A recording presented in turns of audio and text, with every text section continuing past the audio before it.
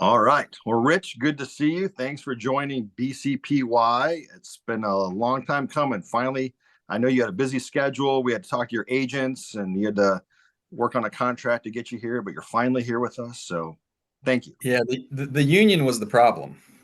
So getting past the union. All But right. now that we navigated that, we're good to go.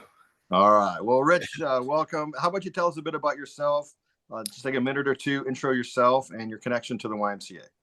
Sure. Yeah. Thanks. I appreciate being invited into this, and also appreciate all the work that you all do in your respective contexts. I know here in Nashville, the Y is significant in providing hope, and healing for people from all over the place. And I know that work doesn't happen, on its own. It takes a lot of hard work to do that. So I am a therapist in Nashville. I work primarily with adults, both individuals and couples, and in a number of different ways, number of different contexts. So I haven't always been a therapist. For about 18 years I was a pastor, and working primarily in what would be considered traumatized communities. The last 10 years in Chicago. And so one of the pathways into therapy for me was really trying to understand how trauma affects people on the individual level and also the interpersonal level. Just saw that so much over and over again. And I was a pastor alongside my wife, Dory, who is here on this call. And that is my connection to the Y.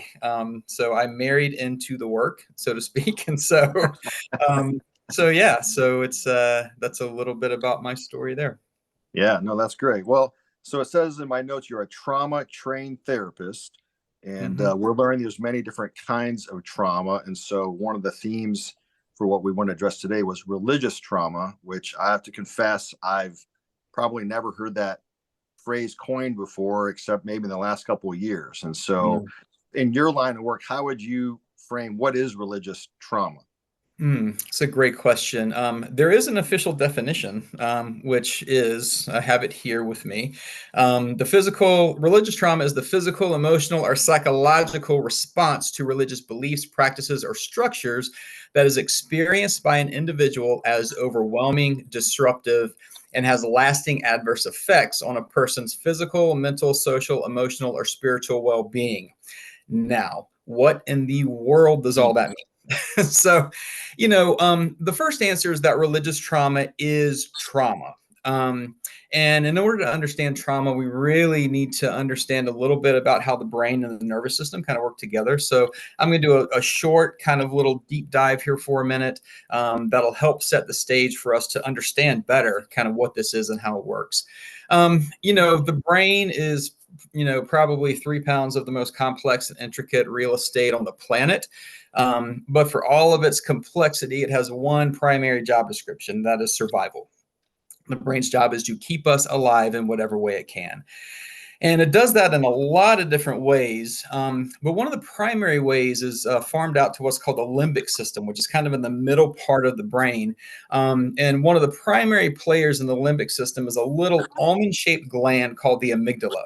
Now, the amygdala is like right in the middle of the brain, and it's kind of the stealth threat detector. It operates almost like a smoke detector operates in your house, where it's always sensing for threat, danger, and when it senses threat and danger, it goes off and it alerts us to danger, and it kicks us into what's called fight flight response, either fight flight on one side or freeze or fawn on the other. And it helps us get out of danger. And so optimally, the way it works is we're at rest and it's at zero, and then we sense some kind of significant danger, and then the amygdala responds and appropriately to the danger. And so, like if we're out hunting, saber-toothed tigers on the savannah, and we're all the Y tribe doing that, and we get into danger, the way it works is it's zero, boom, kicks to 10, gets us out of danger. Once we're out of danger, boom, kicks back to zero, and we're all safe, and we're able to relax. And then we get rid of all the adrenaline and all the stuff. Now, what happens with trauma is it's a situation that overwhelms the nervous system's ability to cope. And so instead of going to 10 and back, it goes to 15 or it goes to 20. And essentially all the kind of circuits are kind of blown. in a similar way, if a lightning strikes a house and blows all the electrical circuits, it's similar to that, where it just kind of blows those circuits. Now, there's two different ways that happens. One is called single incident trauma, and single incident trauma, thank goodness, is what it sounds like. Because in this work, there's not a whole lot of things that are what they sound like, but that is one. And so, and single incident trauma is single incident. It is a, one thing that happens. It is a car wreck, assault, some kind of near-death experience. A good friend of mine owns a high-rise window cleaning company, and a number of years ago, he fell six stories down onto a pool deck. And his harness caught right before he hit, but he still broke 20 some bones. He had to go through a lot of trauma therapy because of that, but that's a single incident trauma. Often you'll hear this called simple trauma. I don't like that term because it's not simple, and so, but it is a single incident trauma. The other way that trauma happens is what we call complex trauma.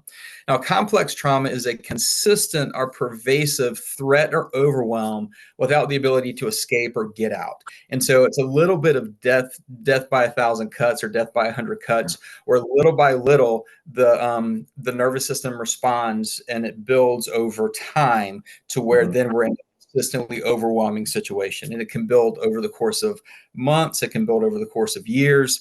The body, when it's exposed to what we call adverse religious experiences, it stores that stuff and it keeps a record. And so, so it begins to kind of get to where it's 10, 15, 20, and the circuits kind of get eroded over time rather than just blown all at once. And so religious trauma is usually complex trauma, meaning that it's a result of an ongoing situation that builds over time and it adds up to do really extensive damage. Now, two signature aspects of trauma that I think are important to mention is, first off, it's wholly subjective. And so what's traumatizing for one person may not be traumatizing for another. And there's a lot of reasons for that, but we're all different. Our makeup is different. Our sensitivities are different. And so what may be traumatizing for one person isn't traumatizing for another. Perfect example is combat veterans who come back, who have experienced very similar situations. One will have experienced it as trauma and another not. And so it's entirely subjective. And the other aspect of trauma is the sense of chronological time. When we say those circuits get blown, one of the things that happens is the limbic system can't tell what's happening right now and what's happening in the past. And so with trauma, what happens is if we get even the smallest whiff of the traumatizing situation in the present, the amygdala jumps in, the limbic system kicks in, and we're right back in the original situation, and our body is in fight flight. It explains why the worst nights of the year for combat veterans are 4th of July and New Year's Eve. Why is that?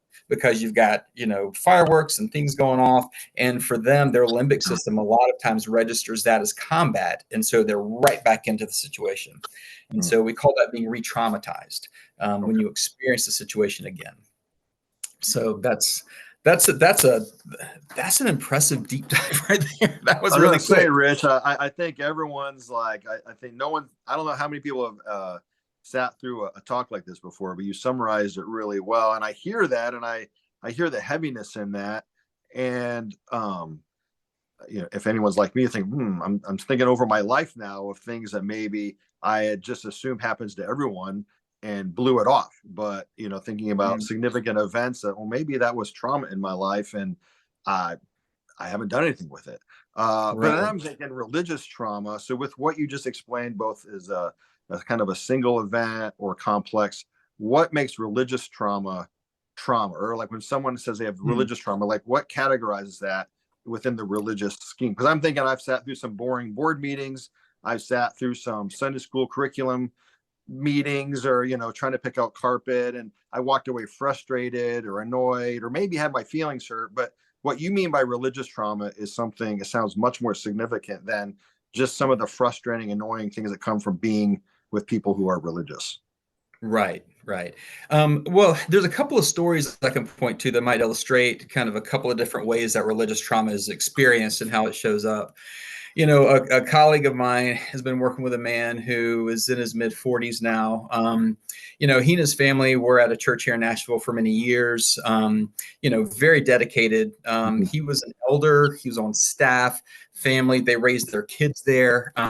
He still had a teen, I think 11 or 12-year-old son and a teenager at the time when this situation happened. But there were several disagreements on the elder board. There was a move by the executive pastor and the lead pastor to have all the financial accountability kind of moved under just them, the two of them, which, by the way, is not a great idea. And so the elder board was kind of getting strong-armed by forces in the church. And he just wasn't going to go along. He said, this is not a good idea. And I don't think we should do this. And so it led to about 3 or 4 months, maybe even 6 months of really tense disagreements, all kinds of stuff going on there. So the pastor and the two pastors confronted him and told him that they need him to get out of the way, that he has a choice. Either he can go along with it, or they will charge him with heresy. And heresy being the way to my understanding, the way they said is that it's dishonoring, the accusation was dishonoring God and disrespecting authority. And that's another aspect of religious trauma. There's always an authority piece that's wielded somehow in it. And so he, on principle, said, no, I'm not going to go along with it. And sure enough, they had this whole trial. It got very, very, very ugly. He was found, quote unquote, guilty by the elders. And he was removed from staff. He was removed from leadership. He was removed from membership. And the members were told to shun him and his family and not have any more engagement with them. Now, this is a church of almost 1,000 people. This is not some small little rinky-dink country church. And and so that, just think of all of that they lost in that. They lost connection, they lost community, they lost friends, it's a total loss within that. Now, eventually they moved on, found another church, and 5 years later, he starts noticing significant anxiety, having panic attacks, easily angered, almost unmanageable. His reactivity to different things, and to the point he couldn't deal with it anymore. He came into therapy. Eventually, his therapist, this friend of mine, were able to trace his experience to this. Because there had been no active work done to heal that. There's kind of, with a lot of things, we can say time heals all wounds, and time may heal some wounds, but in trauma work, we say what does not get repaired gets repeated. And so there has to be active repair that's done when there's trauma. And what's interesting is my friend, the way she was able to kind of key in, oh, this is due to religious experiences, is because he had a panic attack in a Hobby Lobby when a worship song came on that he hadn't heard since being a part of that church. And again, that's the limbic system records all of this stuff. And then when he gets a whiff of something, an experience that puts him back there, the limbic system kicks on and his brain's trying to keep him safe to get him out of there. So the panic response is trying to keep him safe. And so that's one story there, and this story particularly holds so many dynamics of religious trauma, claims of authority, accusations of dishonoring God, abuse of power, using power to control and manipulate. And think of what they lost, the grief around all that they lost. I mean, they essentially had to start over all over again. And it led them into really the 3 ingredients of trauma, which are isolation, feeling like you're alone, powerlessness, because it was out of his power, like what was going to happen. They were making the decision, not him. And then a sense of timelessness, meaning that, we don't know if it's going to end, how it's going to end, where it's going to end, where is this going? We don't know. And so those 3 dynamics are the 3 kind of ingredients of trauma. And so that's one story. And that's a story of direct engagement, direct confrontation that leads to trauma, direct abuse of power.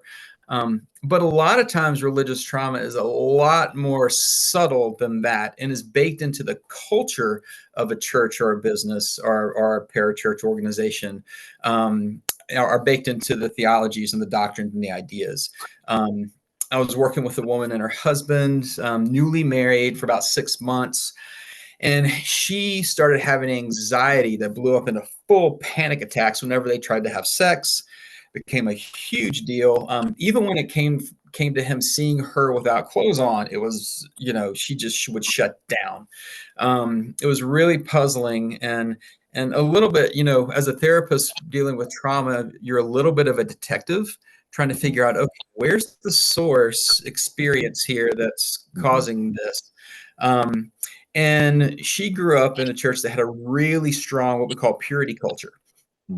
And within purity culture, there's a heavy emphasis on, sex being viewed as dirty or bad, and women's bodies being viewed as a source of sin, a lot of times a stumbling block for boys, and so she just kind of absorbed those messages, over and over and over. And it didn't present necessarily a problem for her until, she got married and started trying to have sex. And then it became a whole big issue. The church also emphasized fear of hell, God's wrath, these kind of things. So that's trauma that really came from the doctrine and from the ways it was wielded to control. And that's what we call high control religion, is where fear of hell, fear of God, or whatever are used to manipulate and shape a specific conformity to a purity code or a behavioral code. Wow.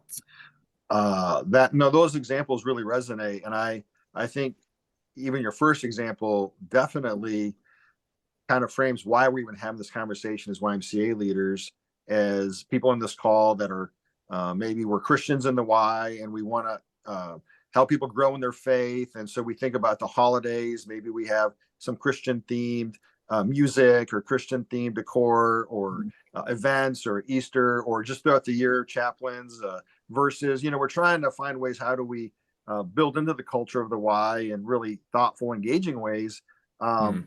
But to realize, for people that have come in to our Y thinking this is a safe space spiritually, religiously, and then they see something, how important it is for us to be realizing there's a lot of people coming into the Y with a lot of hurts or unrepaired, trauma, that we want them to encounter Christ or encounter healing.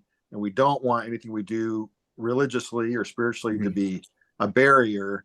And I think that's why this conversation is so important for us. How do we be more attentive to what we might be doing that's intended to be Christ's presence, but we don't want it to turn around and then be an obstacle or something to trigger people.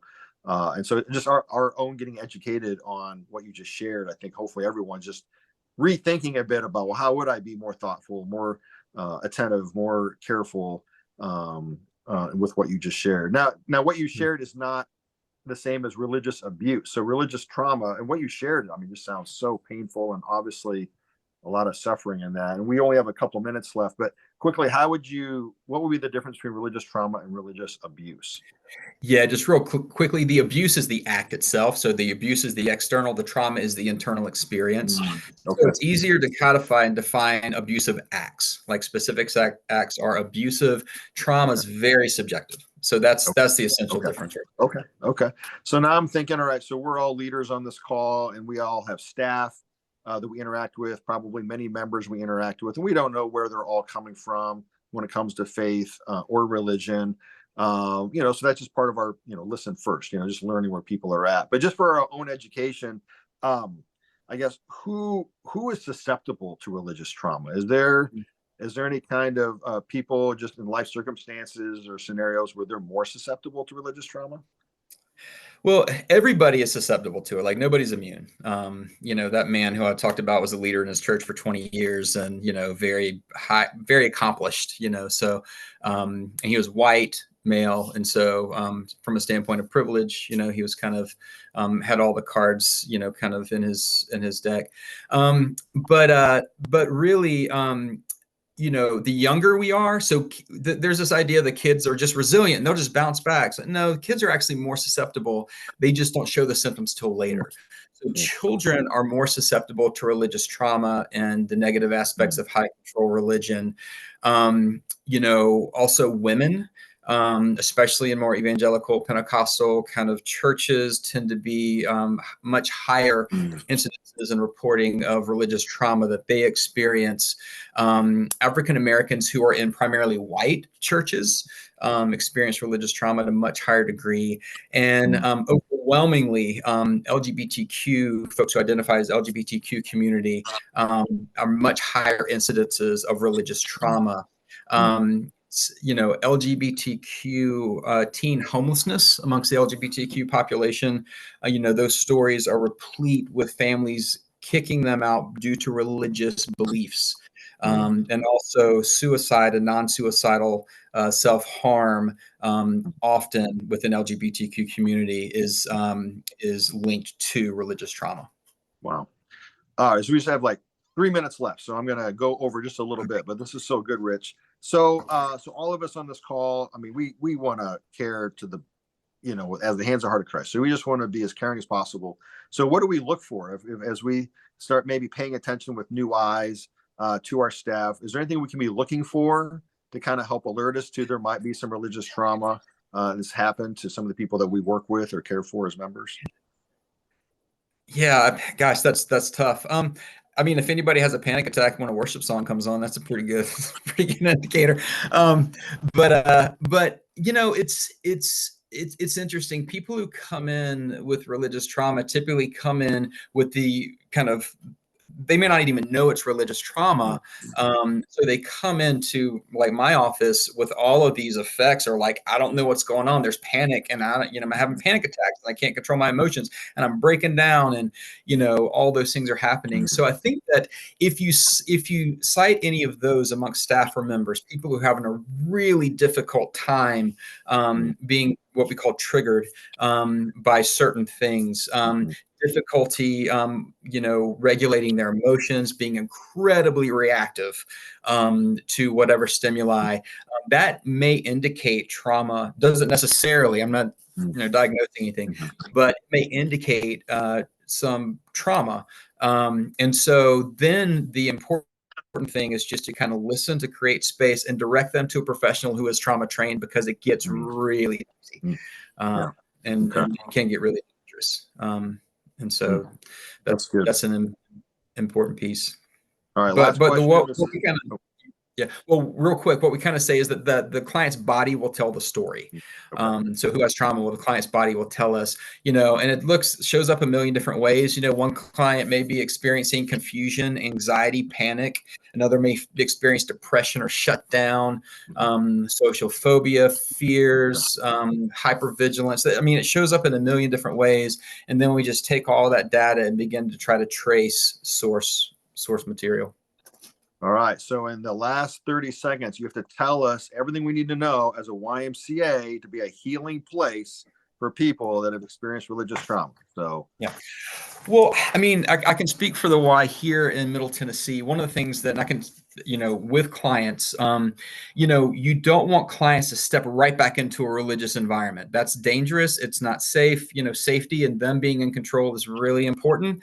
And so there's three kind of things that we do. We resource to be able to help them feel better and be able to regulate. So we resource them with skills and things they can do in order to kind of keep within what we call the window of tolerance. That's the first step. The second part is reprocessing the experiences. And then the third step is beginning to re-engage. Now, most clients are not going to go back to a church. They want some kind of faith orientation. When you lose, religious trauma, you lose sense of meaning and understanding and philosophy of how the world works and what's my place in the world. You lose all of that. And so they need that and they want that.